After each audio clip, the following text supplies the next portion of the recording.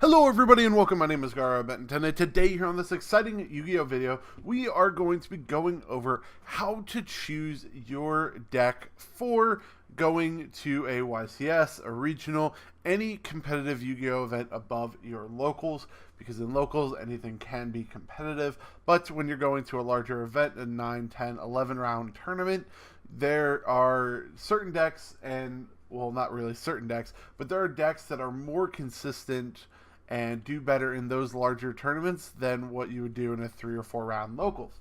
So without further ado, let's get started with the video. And the first thing I want to show off is this beautiful field center that I had made, and I don't know with the glare on it if you can see, but it has secret rare foiling across it.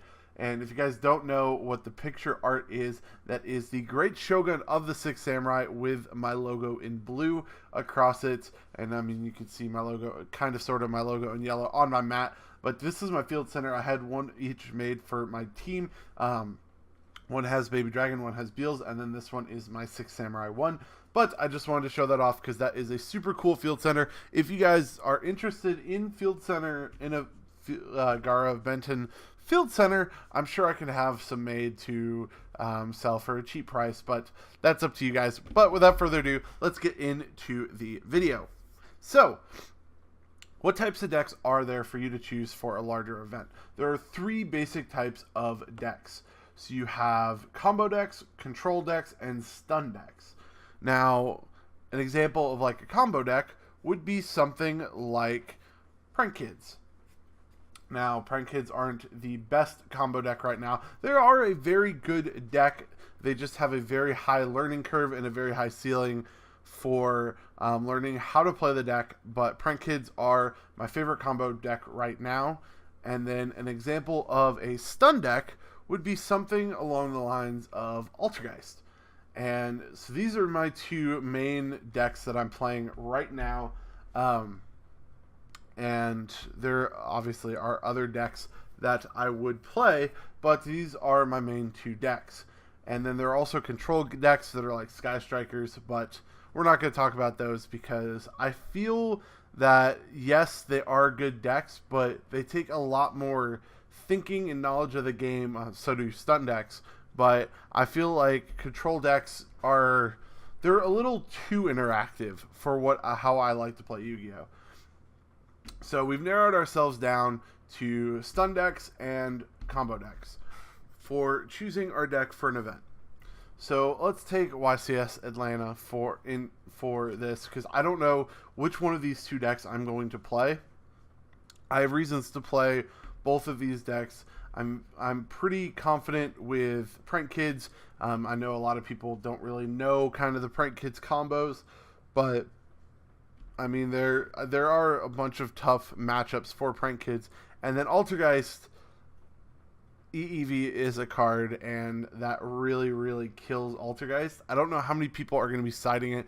I'm waiting until after YCS Dusseldorf to see kind of what the meta shapes up for that to make my final decision. But these are the 2 decks that I'm looking at. And so it really comes down to personal preference, personal playstyle when you're trying to choose your deck. Do you like to do a bunch of combos, maybe use all of your resources to make a board and say, look, break my board, or use all your resources to break your opponent's board, build your own board, and make your turn last sometimes 5 to 15 minutes for your turn playing a combo deck? Or would you rather play set 5 pass and kind of stop your opponent from playing the game through floodgates like Secret Village of the Spellcasters, Rivalry of the Warlords, Gozen Match, have your things like Impermanence, Evenly, Lost Win, cards to stop your opponent from activating effects. And so that's why I kind of like Altergeist. Because Altergeist are a good mix between a stun deck and a control deck, because they stun you by playing a bunch of floodgates like Secret Village and Rivalry, and then also they play a lot of control cards like Infinite Impermanence and Lost Win and Breakthrough Skill and those kinds of cards. So it's kind of really up to personal preference. And the way that I generally will determine which deck I'll play, it boils down to the meta. So we'll take my locals for an example. At my locals, there are at least 4 or 5 Dino players. You have 2 or 3 Altergeist Trickstar players, and then the rest of the people play combo decks like Blue Eyes and Prank Kids, and my friend Cody plays literally anything. And so what has the better matchup? So if you're playing, say, Altergeist, and you build your deck to fight against the meta, lots of effect negates to stop Ultimate Conductor Tyranno, bouncing to stop Ultimate Conductor Tyranno, stopping combo decks by playing Impermanence on them, Ash Blossom, then you may want to go for the stun decks, because these do have really good matchup. Altergeist specifically have a very good matchup against a lot of the meta decks, and some of those matchups aren't pretty hard, and the mirror match is pretty cut and dry depending on who gets the better hand for the most part. But like, as long as you have access to Multi-Faker and you're doing your plays, the mirror match is actually very enjoyable for Altergeist. Now, if you're looking at, say, Prank Kids for your combo deck, you have to kind of build your combo around or build your end board around what you're expecting to fight. So say I'm playing Altergeist, I need to be able to go into a lot of back row removal, which Prank Kids does have, or any other stun deck, and I can go in, I can make Rip Roaring Rooster on my end, or during my opponent's turn when they're setting 5 pass, get the Prank Kids set up for next turn, and then nuke their back row before it comes into my turn. Or I could do things like Break My Board, where I'm working on a deck profile for Prank Kids that lets me end on a board of Colossus, Griffin, Nat Beast, and Toad. So that could be a pretty interesting board to deal with, to where I can pretty much, I stop the Evenly, I stop spell cards, I stop special summon monsters effects, I stop searching. That is a pretty good break my board situation that you can make with Prank Kids. So it all boils down to what you're comfortable with and how much time you have to play test.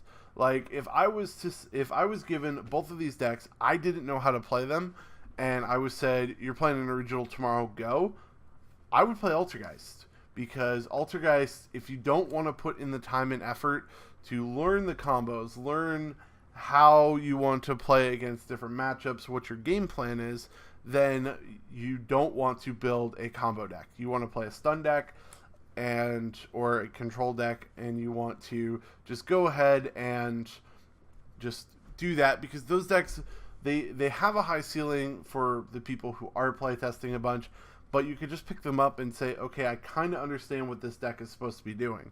Whereas combo decks, you have to spend a few hours, at least 2 or 3 hours learning the combos. And I probably do about 50 or so test hands every single morning just to practice my combos, see if I can do anything to improve combos, how do I play bad hands, that sort of thing, just to try and figure out and get the best with this deck as I possibly can. Also playing on YGO Pro and Dueling Book to fight against different matchups, maybe different builds of matchups. And it takes a lot of effort to be good with a combo deck. And this goes for most combo decks, that you know the basic combo, like the videos that I've showed with Prank Kids, where you do your your Colossus, your Griffin, you know those combos, but how do you get to those combos when you don't have an ideal hand? What do you have to do against the Altergeist matchup that has Rivalry of the Warlords on the field, or those things? That's kind of where the issue lies with combo decks, because you can't really play them by yourself, and your turns take quite a while if you don't know the deck very well.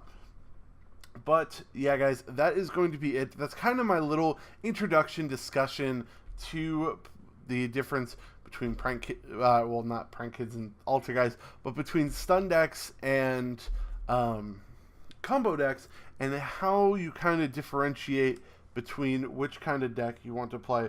Do I think which one of these decks is better?